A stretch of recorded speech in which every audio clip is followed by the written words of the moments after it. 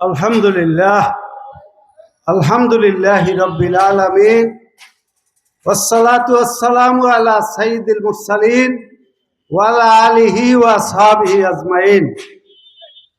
বাংলাদেশ শ্রমিক কল্যাণ ফেডারেশন বরিশাল মহানগরী কর্তৃক আয়োজিত আন্তর্জাতিক শ্রমিক দিবস উপলক্ষে আজকের এই গণজমায়েতের সম্মানিত সভাপতি, বাংলাদেশ শ্রমিক কল্যাণ ফেডারেশন বরিশাল মহানগরীর সম্মানিত সভাপতি, কেন্দ্রীয় কমিটির অন্যতম সদস্য জনাব মাস্টার মিজানুর রহমান, আমাদের মাঝে ইতিমধ্যেই উপস্থিত হয়েছেন আমাদের একান্ত উপদেষ্টা বরিশাল মহানগরীর সম্মানিত আমির জনাব জহিরুদ্দিন মোহাম্মদ বাবর, মহানগরীর সেক্রেটারি সহ অন্যান্য নেতৃবৃন্দ, আসসালামু আলাইকুম ওয়া রাহমাতুল্লাহি ওয়া বারাকাতুহু।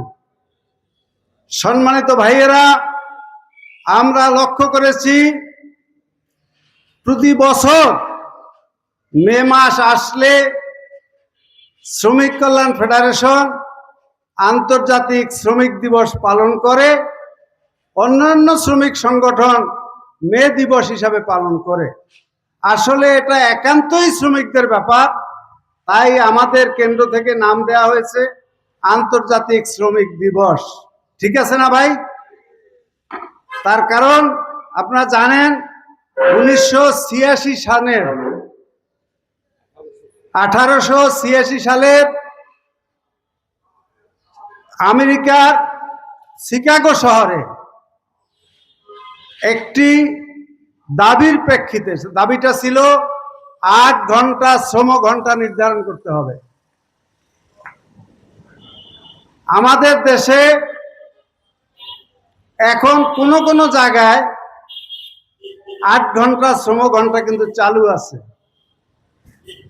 কিন্তু সেই প্রোগ্রামে মালিক পক্ষ এবং সরকার মিলিয়ে হামলা চালিয়ে আজকের দিনে 6 জন শ্রমিককে গুলি করে হত্যা করা হয়। এরপরে আরো 8 জনকে ফাঁসি দেওয়া হয়। এরও প্রায় 11 বছর পরে আন্তর্জাতিকভাবে স্বীকৃতি লাভ করে এই দিনটা আন্তর্জাতিক শ্রমিক দিবস হিসাবে। আমরা বলতে চাই, ইসলাম শ্রমিকদেরকে অধিকার দিয়েছে 1400 বছর আগে। ইসলাম বলেছে মালিক যা খাবে শ্রমিককে তাই খেতে দিতে হবে, মালিক যা পড়বে শ্রমিককে তাই পড়াবে। কষ্টে যা করতে পারে না এমন কাজ শ্রমিকের দ্বারা করানো যাবে না, যদি করায় তাহলে মালিককে সেখানে হাত লাগাতে হবে। আপনারা একটা জিনিস তো সবাই পরিষ্কার, আল কাসিবু হাবিবুল্লাহ, শ্রমিক আল্লাহর বন্ধু, একথা আল্লাহ রাসূল বলেছেন।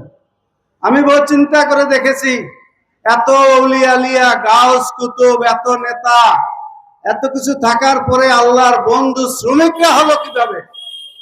আসলে শ্রমিকরাই একমাত্র, শ্রমিকের হাতই একমাত্র হাত, যে হাতের সাহায্যে দালান কোঠা আজকে আমরা যা কিছু দেখছি, এই সব কিছু শ্রমিকের হাত ছাড়া সম্ভব নয়। এমনকি আমাদের খাদ্যদ্রব্য ইত্যাদি ইত্যাদি, যেখানে শ্রমিকরা হাত লাগাবে না ওই কাজটা একটু আগাবে না। কিন্তু দুঃখের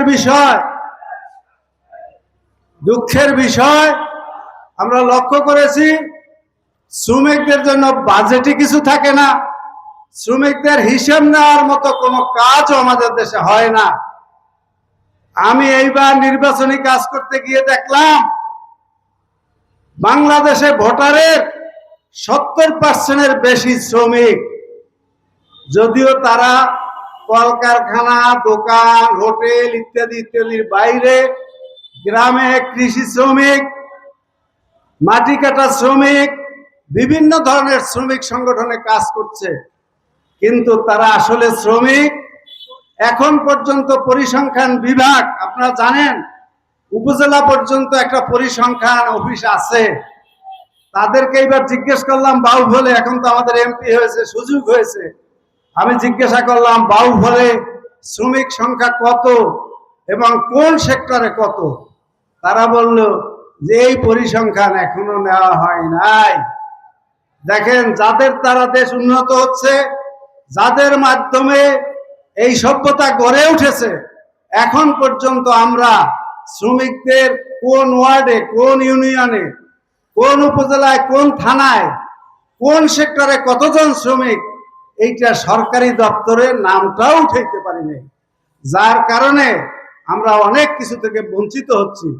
এখানে যে নেতৃবৃন্দ উপস্থিত আছেন, আমি তাদের কাছে দাবি জানাবো, অবিলম্বে, আমরা তো এখন বিরোধী দলে আছি, অবিলম্বে এই আইন পাশ করা হোক যে শ্রমিকদের অবশ্যই পরিসংখ্যানে নিয়ে আসতে হবে, এবং সেটা ওয়ার্ড থেকে, ইউনিয়ন থেকে, উপজেলায়, জেলায় এবং মহানগরীতে সব জায়গায় শ্রমিকের তালিকা হবে।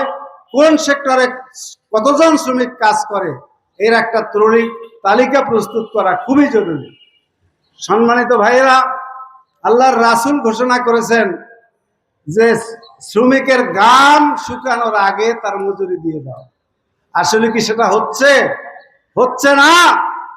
আপনারা জানেন, বাংলাদেশে 68টি জুট মিল ছিল। এটা শুধুমাত্র সরকারিকরণের কারণে বন্ধ হয়েছে তা না, শ্রমিক নেতৃবৃন্দের দৌরত্বের কারণে বন্ধ হয়েছে। আমি এর সাক্ষী। আমি একটা মিলের সিবিএতে ছিলাম, আমি দেখেছি অফিসার এবং শ্রমিক নেতারা মিলে কিভাবে এই মিল কারখানাগুলো ধ্বংস করা হয়েছে। হাজার হাজার কোটি টাকা ভর্তুকি দিয়েও এই কলকারখানা চালানো সম্ভব হয় নাই। এই জন্য সততা, দক্ষতা ছাড়া, ন্যায় ভ্রষ্টতা, ন্যায় পরায়ণ ছাড়া, শ্রমিককে যেমন ন্যায় পরায়ণ হতে হবে, মালিককেও ন্যায় পরায়ণ হতে হবে। এমন হতে হবে যে শ্রমিক ও মালিক যেন বন্ধু হয়। তার কারণ, কলকারখানা না থাকলে শ্রমিকরা কাজ করে কোথায়? আর যদি শ্রমিক না থাকে, মালিকের কারখানায় কাজ করবে কে? এই জন্য আমরা কোন শ্রমিক মালিক বিরোধ সৃষ্টি করতে চাই না, তাদের ভিতরে সম্পর্ক সৃষ্টি করতে চাই। ইসলাম সেটাই চায়। তাই আমরা যদি দেশে ইসলাম কায়েম করতে পারি, তাহলে ইনশাআল্লাহ ইনশাআল্লাহ মালিক শ্রমিক সুসম্পর্ক হবে, কলকারখানা বেঁচে থাকবে এবং শ্রমিকের অধিকার চাইতে হবে না। তার কারণ তারা তো একে অপরের বন্ধু, না চাইতেই শ্রমিকরা পেয়ে যাবে। এই পরিবেশের জন্য আমরা অপেক্ষা করছি। আমা আলাইনা ইল্লাল বালাগ, আমা তাওফিক ইল্লা বিল্লাহ। আসসালামু আলাইকুম ওয়া রাহমাতুল্লাহি ওয়া বারাকাতুহু।